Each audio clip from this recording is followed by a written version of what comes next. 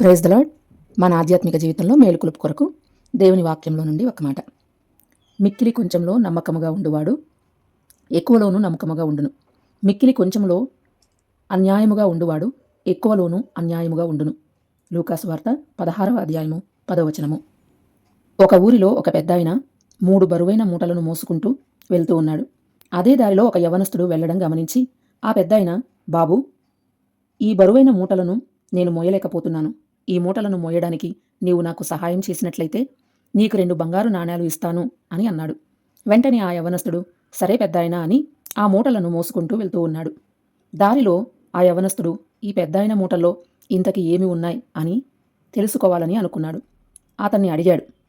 ఆ పెద్దాయన ఒక మూటలో ఇనుము, ఒక మూటలో వెండి, ఒక మూటలో బంగారము ఉన్నాయి అని చెప్పాడు. ఆ యవనస్తుడు ఆ పెద్దాయనను ఎలాగైనా మోసం చేసి 3 మూటలను పట్టుకొని పారిపోవాలి అనుకొని అదే ప్రయత్నం వెంటనే చేసేశాడు. ఆ యవనస్తుడు మూటలన్నీ తీసుకొని ఇంటికి వెళ్ళి ఓపెన్ చేసి చూస్తే ఆ మూటలలో అన్నింటిలోనూ గులకరాళ్లే ఉన్నాయి. అంతేకాదు దానితో పాటు ఒక లెటర్ కూడా ఉంది. ఆ యవనస్తుడు దాన్ని తెరిచి చూశాడు. దానిలో ఇలా రాసి ఉంది: నేను ఈ రాజ్యానికి రాజును. నేను ఎప్పటి నుండో ఒక నమ్మకమైన మంత్రి దొరుకుతాడేమోనని మారువేషంలో ఈ మూటలను పట్టుకొని తిరుగుతున్నాను.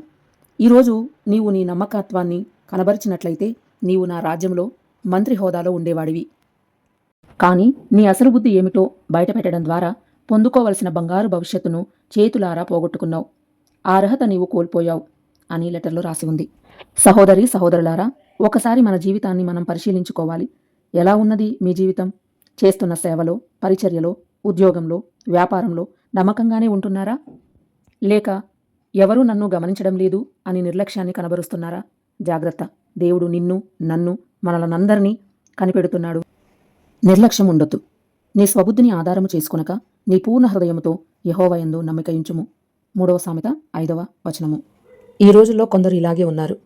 ఉద్యోగాలు చేస్తారు, వ్యాపారాలు చేస్తారు, సేవా పరిచర్యలు చేస్తారు. అన్నీ చేయడానికి ఇష్టమే. బరువైన పెద్ద పెద్ద బాధ్యతలను మోయడానికి అందరికీ ఇష్టమే. కానీ అందులో కొంతమంది మాత్రమే నమ్మకంగా చేస్తున్నారు. మరి మీరు ఎలా చేస్తున్నారు? ఇక్కడ రాజువలే మన దేవుడు కూడా నమ్మకస్తుల కొరకు ఎదురు చూస్తూ ఉన్నాడు. ఆమేన్. Praise the lord.